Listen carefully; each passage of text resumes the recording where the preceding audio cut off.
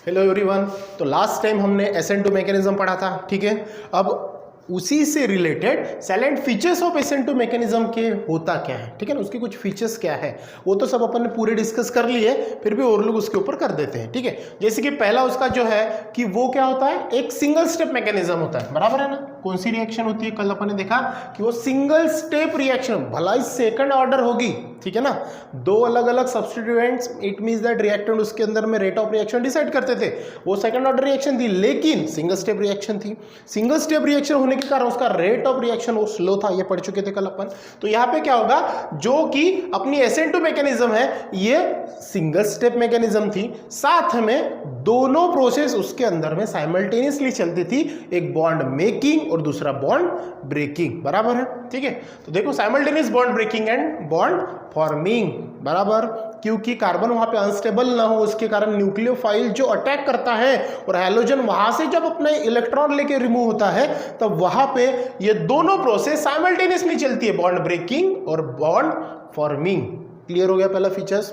दूसरा देखो back side attack of nucleophile, ये देखा था आपने, जो न्यूक्लियोफाइल अटैक होता है जो भी अपना कार्बन है तो उसको कौन सी साइड पे अटैक होता था, बैक साइड पे अटैक होता था, बराबर है। तो वो कल भी देखा था अपन ने।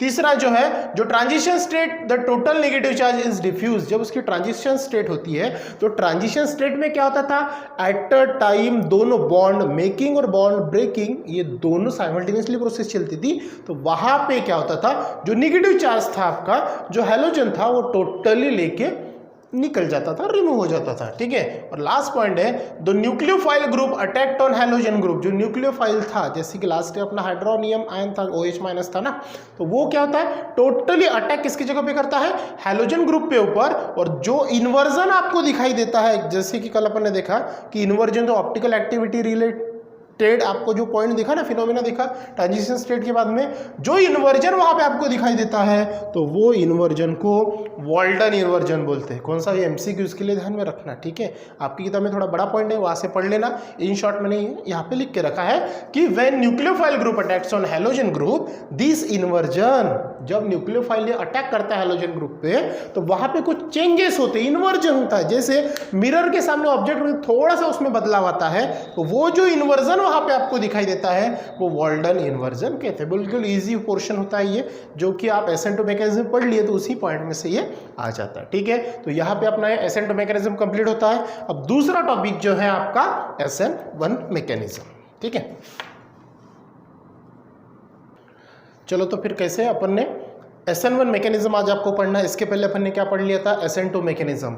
अगर वो आपको अच्छे से समझ में आ गया होगा SN2 मैकेनिज्म तो SN1 बिल्कुल इजी है, ठीक है। जैसे SN2 में सेकंड ऑर्डर रिएक्शन था, यहाँ पे क्या रहेगा, फर्स्ट ऑर्डर रिएक्शन रहेगा। जैसे वहाँ पे मिथाइल जो भी था, CH3Br जो था आपका, बराबर है, फिर OH अटैचमेंट था, उसको अपने सब्स्टिट्यूट किया। बस यहाँ पे जो आपके रिएक्टेंट है वो चेंज हो जाएंगे, लेकिन न्यूक्लियोफाइल जो ग्रुप वहाँ पे था वो जैसा का वैसा रहेगा। जैसे OH है जो हाइड्रोनियम आयन था, सेम SN1 में भी वही न्यूक्लियोफाइल यूज होगा, लेकिन जो पहला मेंबर जो था कार्बन के साथ में, जैसे अपन ने वहां पे मिथाइल ब्रोमाइड लिया था, यहाँ पे थोड़ा सा चेंज होगा। तो SN1 में क्या होता है, आपको टर्शरी ब्यूटाइल ब्रोमाइड यूज करना होता है। कौन, टर्शरी ब्यूटाइल ब्रोमाइड।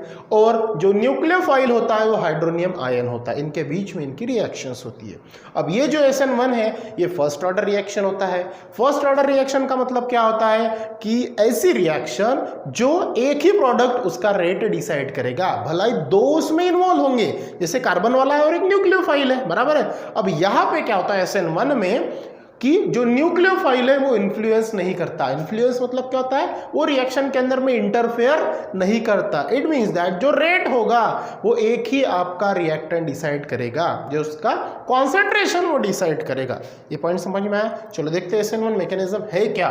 तो SN1 मैकेनिज्म में क्या होगा, द रिलेशन बिटवीन, मैंने पहले ही आपको एक्सप्लेन कर दिया है कि रिलेशन किसके बीच में होगा, tertiary butyl bromide, tertiary butyl bromide, और दूसरा है हाइड्रोक्साइड आयन मतलब OH माइनस आयन, जो कि आपका न्यूक्लियोफाइल एज अ काम करेगा, ठीक है। जब ये ऐसा होता है, इन दोनों के बीच में जब रिएक्शन होती है तब आपको टर्शियरी ब्यूटाइल अल्कोहल ये प्रोडक्ट मिलता है। क्या मिलता है?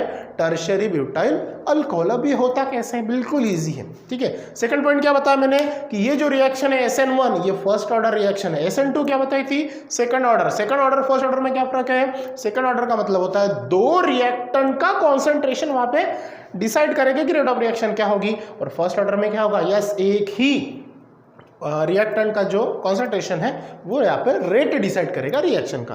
तो यहाँ पे न्यूक्लियोफाइल जो है वो वहाँ पे इन्वॉल्व नहीं होता, वो इन्फ्लुएंस नहीं करता। Got it? चलो देखते second point. It follows first order mechanism. SN1 कौन सा ऑर्डर फॉलो करती है? First order. फर्स्ट ऑर्डर का मतलब क्या होता है? देखो, rate of reaction depends upon concentration only one species. First order का मतलब क्या होता है? एक ही सब्सटेंस, एक ही रिएक्टेंट उस रिएक्शन का रेट डिसाइड करेगा, ठीक है। हेंस अब यहां पे आ गया आपका SN। तो SN का लॉन्ग फॉर्म क्या होता है? S मतलब होता है सब्स्टिट्यूशन न्यूक्लियोफाइल और न्यूक्लियोफिलिक, ठीक है। अब यहाँ पे 1 आ गया, सब्स्टिट्यूशन न्यूक्लियोफिलिक। अब 1 मतलब होता है यूनिमॉलिक्यूलर। समझ में आई बात? तो इसी को बोलते हैं अपन SN1 मैकेनिज्म। समझ में आया? सब्स्टिट्यूशन न्यूक्लियोफिलिक यूनिमॉलिक्यूलर मतलब SN1। लास्ट टाइम क्या पढ़ा था? Substitution nucleophile bimolecular. बाय का मतलब दो, मतलब SN2। यूनि का मतलब SN1, ठीक है ना। तो ये जो था आपका ये था। अब रिएक्शन किसके बीच में हो रही है? देखो ध्यान दो, टर्शियरी ब्यूटिल ब्रोमाइड। तो कार्बन है और इसको एक साइड में Br अटैच रहेगा और तीनों साइड में क्या अटैचमेंट रहेंगे? ये CH3 ग्रुप। ये बन गया आपका कौन? Tertiary butyl bromide. देखो 1 2 3 4 कार्बन है तो ब्यूटेन, और ये Br एक रिमूव हो गया हाइड्रोजन, तो उसकी जगह Br अटैक्ट हो गया। ये आपका हेलोजन ग्रुप है, बराबर। अब इसकी रिएक्शन किसके साथ में होगी? यस, OH माइनस के साथ में। तो ये क्या होगा यहाँ पे? ये जो न्यूक्लियोफाइल है ये अटैक करेगा यहाँ पे, बराबर है। ये क्या करेगा यहाँ पे? अटैक करेगा। लेकिन एक चीज मैंने फिर से बताई थी आपको कि SN2 में जो न्यूक्लियोफाइल होता है वो बैक से अटैक करता है, और SN1 में जो न्यूक्लियोफाइल वो कहाँ से अटैक करेगा? यस, फ्रंट से अटैक करेगा। तो देखो अब ये क्या होगा? ये जो न्यूक्लियोफाइल है यहाँ पे अटैक होगा। अब ये जो है ये कार्बन आपका कौन है? प्लस, ठीक है। ये Br कौन है आपका? माइनस, बराबर है ना। ये पोलर बॉन्ड है ना इसके बीच में, जैसे मैंने इसके पहले पढ़ाया था। जैसे यहाँ पे ध्यान दो थोड़ा सा, जो CX बॉन्ड बताया था मैंने आपको, तो ये क्या होता है आपका? पोलर बॉन्ड होता है, मतलब पोलर कोवेलेंट बॉन्ड होता है। तो मैं इसको पोलर बॉन्ड लिख देता हूँ। ये पोलर बॉन्ड है ना। जब भी इनके बीच में हेटेरोलिसिस प्रोसेस होती है, जैसे कि मैंने आपको इसके पहले पढ़ाया सब्स्टिट्यूशन रिएक्शन में, कि ये कार्बन और ये जो हैलोजन है इसके बीच में ये बॉन्ड ब्रेकिंग होगा ना, हेटेरोलिसिस होगा, बॉन्ड ब्रेक होगा। जैसे ही बॉन्ड ब्रेक होता है तो ये जो हैलोजन है ये पूरा का पूरा अपना नेगेटिव चार्ज लेके सेपरेट हो जाता है, बराबर है। अब उसी समय में ये OH जो माइनस है, माइनस मतलब पेयर ऑफ इलेक्ट्रॉन, मतलब यहाँ पे एक प्रकार का बॉन्ड ही है समझ लो। तो ये साइमल्टेनियसली ये निकलता है और ये क्या हो जाता है? यहाँ पे ऐड हो जाता है। इसी प्रोसेस को तो अपन इसके पहले पढ़ चुके हैं। देखो यहाँ पे मैंने साइलेंट फीचर्स में वो बात बताई है कि ये जो कंटिन्यूअसली प्रोसेस यहाँ पे होती है, क्योंकि वहाँ पे कार्बन क्या नहीं होना चाहिए? अनस्टेबल। अब यहाँ से अगर Br रिमूव हो गया तो ये क्या बन जाएगा मेरा? CH3, ये CH3, ये CH3। अब ये जो बॉन्ड है Br का जगह कौन अटैच हो जाएगा? यस, OH, और सेपरेट कौन हो जाएगा? Br minus. समझ में ये बात? तो ये आपका सेपरेट हो गया, ये हैलाइड ग्रुप सेपरेट हो गया, मतलब ब्रोमाइड अलग हो गया, और ये मिल गया आपका कौन? Tertiary butyl alcohol. कौन मिल गया? ये टर्शियरी ब्यूटाइल अल्कोहल। कब? जब यहाँ पे न्यूक्लियोफाइल और ये कार्बन जो था टर्शियरी ब्यूटाइल ब्रोमाइड, इन दोनों के बीच में क्या होगी? रिएक्शन, ठीक है। अब यहाँ पे जो रेट आएगा, ठीक है, जो रेट आएगा वो कौन डिसाइड करेगा? एक ही। तो मैंने पहले बताया आपको कि ये जो न्यूक्लियोफाइल है ये यहाँ पे इन्वॉल्व नहीं होता है, ठीक है ना, क्योंकि फर्स्ट ऑर्डर है तो एक ही सब्सटेंस होगा। तो यहाँ पे कौन ये रिएक्शन का रेट डिसाइड करता है? Only this substance. क्या नाम है उसका? Tertiary butyl bromide. ये डिसाइड करता है कि रिएक्शन का रेट क्या है। तो टर्शियरी ब्यूटाइल के अपन कॉन्सेंट्रेशन कैसे लिखेंगे? CH3 कितना है कार्बन के साथ में? 3। तो अपन क्या लिखेंगे इसको? CH3/3 carbon attach with Br, ठीक है ना। CH3/3 with carbon.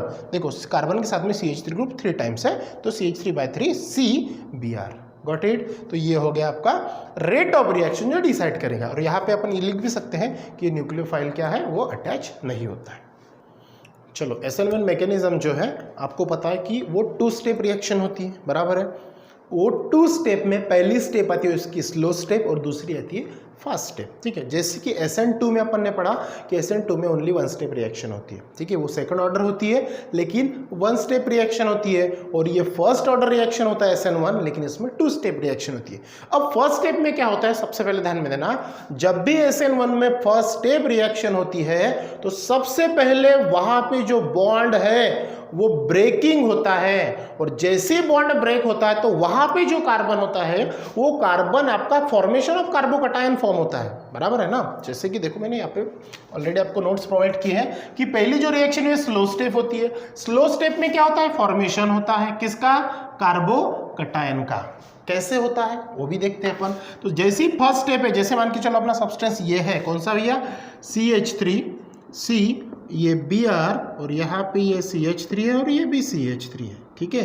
तो सबसे पहली जो रिएक्शन होती है, ध्यान रखना, तो सबसे पहली जो रिएक्शन होती है वो हाइड्रोलिसिस होती है, स्टेप 1।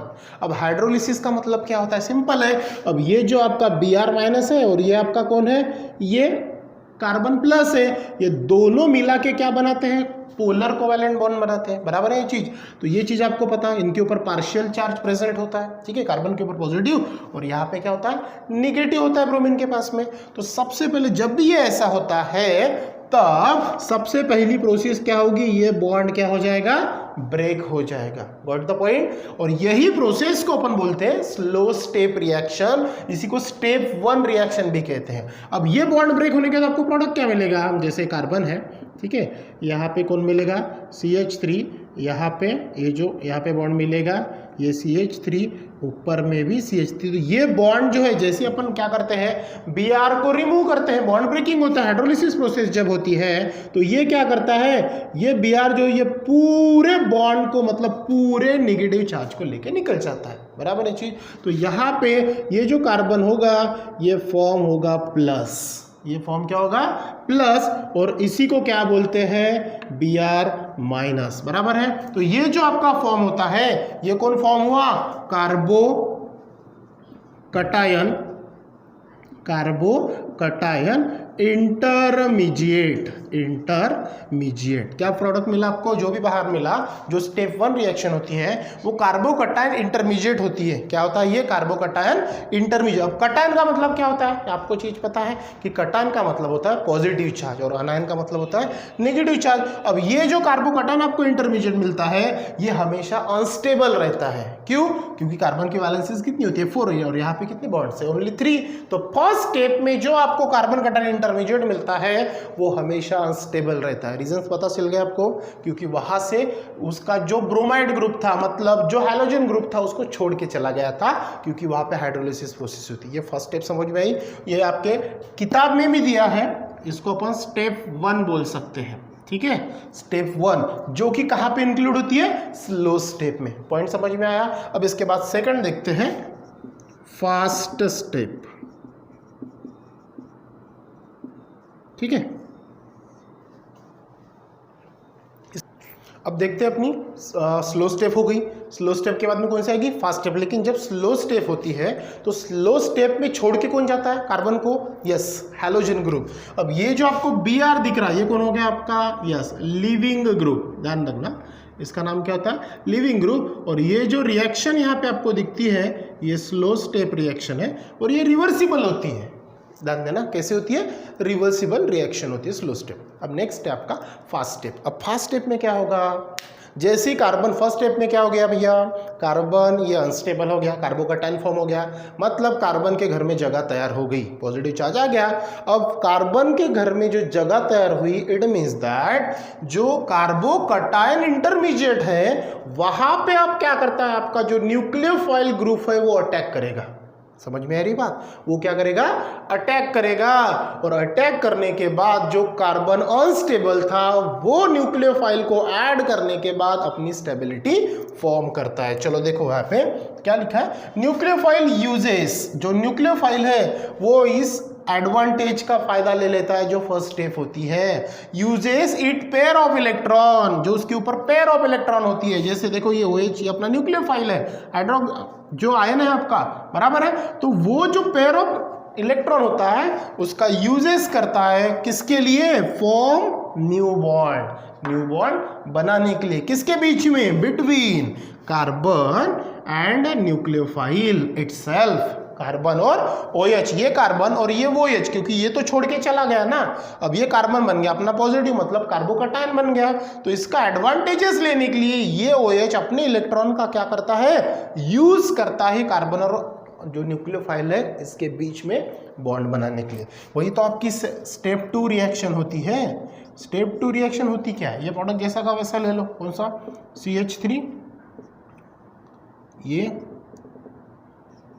CH3, फिर से ये मैंने आपको बताया है क्योंकि इसके पहले अपने जो एक रिएक्शन पढ़ी सब्स्टिट्यूशन रिएक्शन में, इसके यहाँ पे कुछ बॉन्ड्स फॉर्म होते हैं, कुछ ऊपर पोलर नॉन पोलर ऐसा कुछ बताया था, ये देख लेना थोड़ा सा, ठीक है। अब ये हो गया आपका प्लस, इसकी रिएक्शन किसके साथ में होगी, यस OH माइनस के साथ में, ठीक है ना, OH माइनस है ना आपके न्यूक्लियोफाइल है और ये कार्बोकैटायन है। अब ये जो है निगेटिव और ये पॉजिटिव आपस में क्या करते हैं, मेकिंग बॉन्ड बनाते हैं। तो प्रोडक्ट क्या मिलेगा आपको यहाँ पे, सिंपल है, C यहाँ पे कौन था आपका CH3, फिर से यहाँ पे कौन CH3, फिर यहाँ पे कौन CH3 और यहाँ पे कौन मिलेगा OH। व्हाट द पॉइंट, समझ में ये बात, यही तो आपका ये है टर्शियरी ब्यूटाइल अल्कोहल, समझ में ये बात। तो ये होता है आपका सेकंड, जैसे कि देखो ये यहाँ पे देखा अपन ने फर्स्ट इसमें जो स्टेप के पहले अपन ने पढ़ा, यहाँ पे ये ब्रेकिंग होता है और न्यूक्लियोफाइल अटैक करता है और ये प्रोडक्ट आपको मिलता है और Br ये सेपरेट हो जाता है। पॉइंट समझ में आया। तो इसी को अपन कैसा लिखते थे, यस ये पैटर्न भी अपन उसको लिखते हैं CH3/3C और Br, लेकिन यहाँ पे Br की जगह पे कौन आएगा, OH। तो ये इसको अपन दूसरे पैटर्न में ऐसे भी लिख सकते हैं CH3/3C और ये OH, ठीक है। तो ये जो था आपका क्या था, SN1 मैकेनिज्म, जो कि बहुत ईजी है। SN2 अगर अच्छे से समझ में आ गया तो यहाँ पे आपको समझ में आ जाएगा। SN2 में आपको क्या यूज़ करना है, मिथाइल ब्रोमाइड यूज़ करना है और हाइड्रोनियम आयन यूज़ करना है, OH minus as a nucleophile. SN2 में क्या करना है, SN2 में आपने मिथाइल ब्रोमाइड यूज़ किया था, SN1 में आपको टर्शियरी ब्यूटाइल ब्रोमाइड यूज करना है। बाकी जैसा का वैसा, वो फर्स्ट स्टेप रिएक्शन है, ये सेकंड स्टेप रिएक्शन है। वहां पे वो क्या करता है, सेकंड ऑर्डर को फॉर्म करता है, ये फर्स्ट ऑर्डर को फॉर्म करता है। ऐसे 1 बाय 1 पॉइंट आप बनाते जाना और 2 मार्क का क्वेश्चन आप बनाना इसके ऊपर कि भैया what is the difference between SN2 mechanism and SN1 mechanism, हो सकता है आपको पूछे एग्जाम में। Got it. तो ये तो था आपका SN मैकेनिज्म। इसके भी रिलेटेड कुछ साइलेंट फीचर्स है, बिल्कुल ईजी है, वो आप देख लेना। जैसे ये है सिंपल है, उस हिसाब से वो कर लेना, ठीक है। इसके बाद अपन देखेंगे next topic in next videos. So thank you.